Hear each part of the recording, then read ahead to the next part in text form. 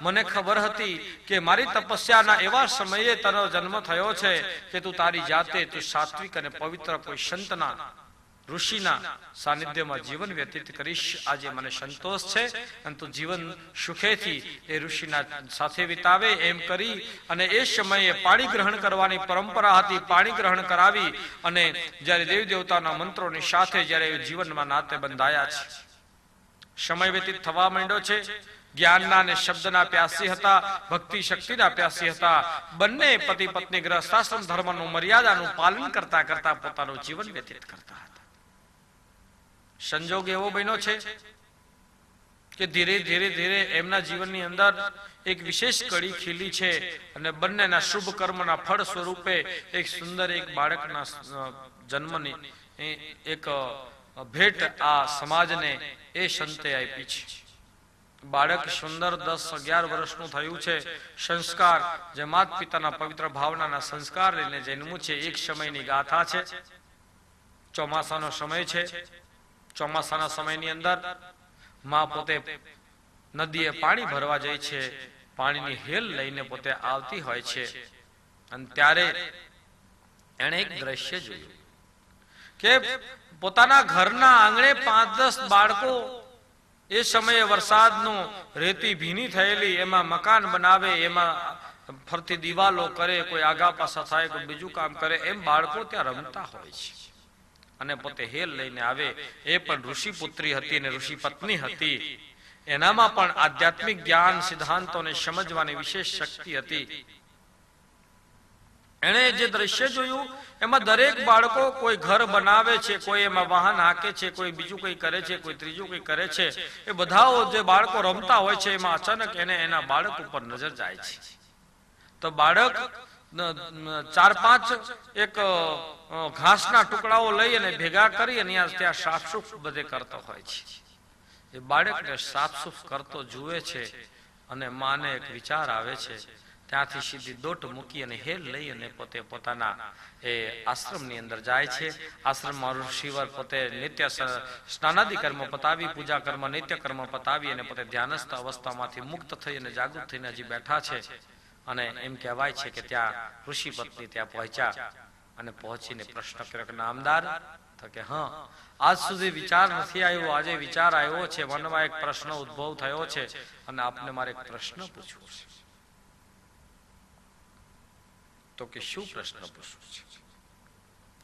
તો કે નામદાર, મને શંકા એ જાય છે કે આજે બધા બાળકો રમતા હતા, એમાં દરેક બાળકોનું અલગ અલગ કામ હતું. એમાં આપણો બાળક હતો ત્યાં 4-5 ઘાસના ટુકડા લઈ અને ભેગા કરીને ત્યાં સાફસૂફ કરતો હતો. કહો ન કહો પણ તમારા અંદર કંઈક ભેદ છે.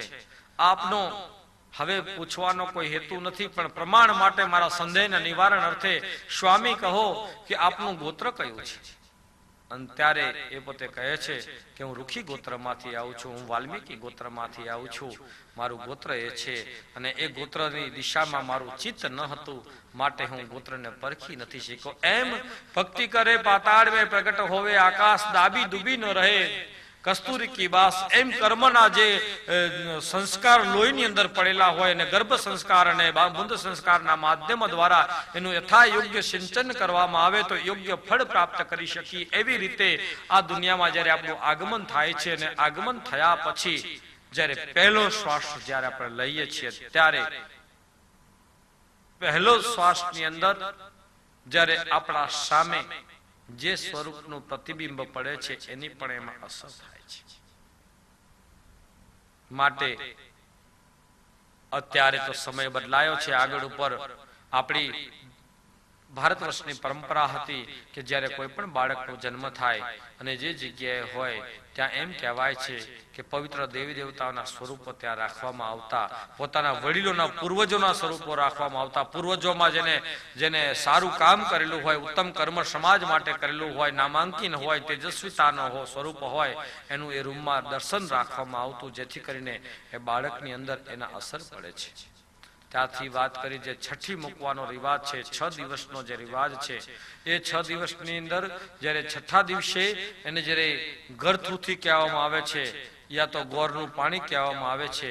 એનો મતલબ એ થાય છે કે એ બાળકને જ્યારે આ મૃત્યુલોકનું જે દ્રવ્ય છે જે વ્યક્તિના હાથ વડે મૂકવામાં આવે એ વ્યક્તિની બોડી લેંગ્વેજ એના નજીકમાં નજીક એ સમય હોય કે જે સમયે પોતે એ ગળથૂથીનું ગ્રહણ કરતા હોય. અને આપણી એવી પરંપરા પણ માનવામાં આવે છે કે જેના હાથે ગળથૂથી પાવામાં આવે એના જે બોડી ટચ થયેલી હોય ગળથૂથીને એ બોડી લેંગ્વેજની ઇફેક્ટ હોય એને એટલી ટચ કરતી હોય છે. બાળક એટલું કોમળ હોય છે કે એના માઇન્ડની ઉપર એની ઇમ્પ્રેશન પડતી હોય છે કે એની અમુક ટકા અસર પણ એમાં દેખાય છે. તો આ છઠ્ઠી મૂકવાનો રિવાજ હોય છે. સાથે સાથે જ્યારે આપણા જન્મની સાથે સાથે માં બાળકને સ્તનપાન કરાવે છે એનું પણ એક યોગ્ય મુહૂર્ત, યોગ્ય રીત, યોગ્ય પદ્ધતિ હોય છે.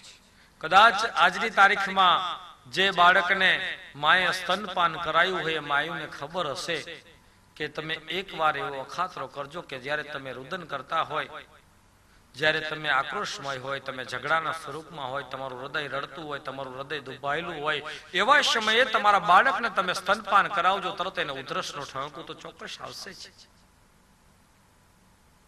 એ તમારી ગતિ શું છે માનસિક, અને તમે સ્તનપાન કરાવો છો બાળકને, એના ઉપર મોટો આધાર રહે છે. બાળકને સ્તનપાન માએ એકદમ ખુશ મિજાજમાં અને હળવા ભાવથી અને વાત્સલ્ય ભાવ વિશેષ અંશે તમારી બોડીની અંદર પ્રગટ થયેલો હોય એવા સમયે વિશેષમાં વિશેષ બાળકને જો સ્તનપાન કરવામાં આવે તો એમ કહેવાય છે કે એની સંપૂર્ણ સફળતા એ બ્લડની અંદર માના દૂધની થાય છે. એની અંદર સૌનો પહેલો જો કોઈ ફાયદો હોય તો રોગ પ્રતિકારક શક્તિ એમાં પ્રબળ બને છે. બીજું કે એની અંદર સ્વભાવની અંદર ચંચળતા કે આક્રોશ, ક્રોસ, તેજ સ્વભાવ, પકડવાળો સ્વભાવ, સ્ટ્રોંગ લેંગ્વેજ, એમાંથી બચાવ થઈ અને સરળતા, સાત્વિકતા, સહજતા, હસમુખ ચહેરો, હસમુખ જીવન એના સ્વરૂપોનું અંદર આકારણી થાય છે. તો જેમ બાલ્ય અવસ્થામાં માં સ્તનપાન કરાવે અને સ્તનપાન કરાવવાના પણ સમય હોય છે. સવારનો સમય, પછી સવાર પછી બપોરનો સમય, સંધ્યા સમય, પરોઢિયાનો સમય, એમ કહેવાય છે કે સ્તનપાન માટે શ્રેષ્ઠ ગણવામાં આવ્યો છે.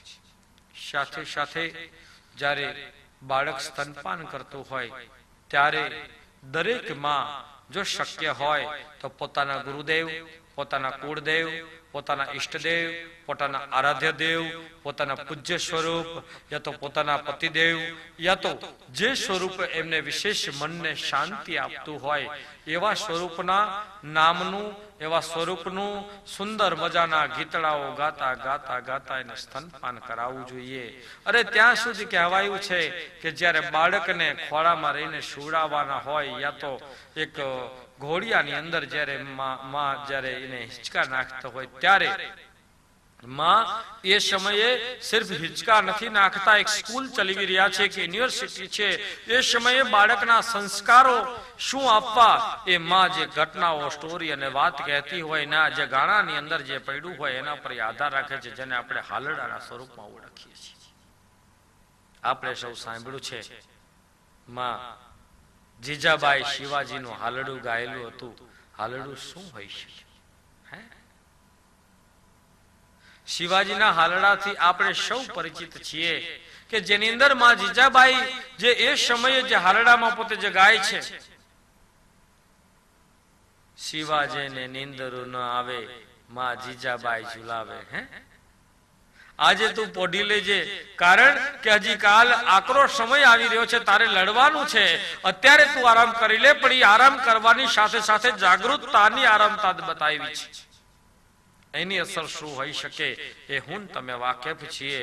અને અત્યારે ઘણીવાર અમે ક્યાંક બેઠા હોઈએ, અમારા સાધુ સંતોના વાળ લાંબા હોય, દાઢી લાંબી હોય, અને એવા સમયે કોઈ ગ્રસ્તાશ્રમી પરિવાર ત્યાં જઈને સંત પાસે આશીર્વાદ લેવડાવવા આવે એટલે પોતે તો પછી બાપુને નમે નહીં, કારણ કે તો મોટા થઈ ગયા હોય.